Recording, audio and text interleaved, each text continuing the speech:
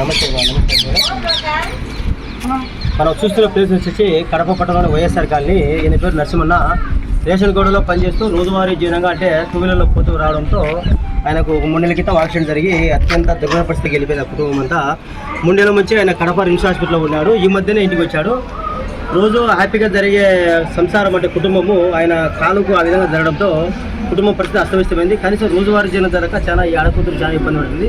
మీ పేరు కల్పన.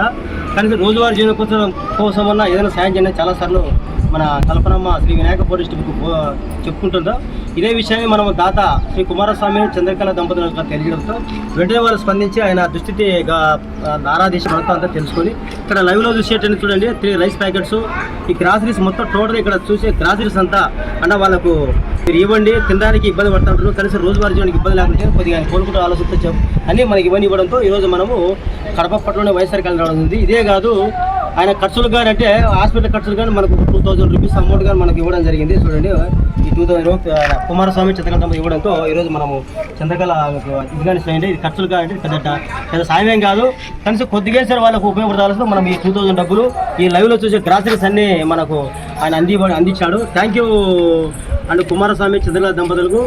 అన్నగారు మీరు చేసిన ఈ సహాయంతో చూడి ఆ కుటుంబము కొద్ది రోజులు హాస్పిటల్లో చూపించుకొని ఆమెకి రోజువారీ జీవనం ఇబ్బంది లేకుండా మీరు కల్పించేందుకు చాలా సంతోషంగా ఉంది. Thank you. జై హింద్. నన్ను మాలో ఏదో రోజువారీ జీవనం కోసం పోతాను. ఈ రకంగా జరిగింది. నా కష్టాలు ఉన్నందుకు సరైన సమయానికి ఆదుకున్నందుకు మీకు వేరే ధన్యవాదాలు తెలుసుకుంటున్నాను. నేను కష్టాల్లో ఉంటే నాకు తిండి అమౌంట్ కూడా ఇచ్చాడు. 2000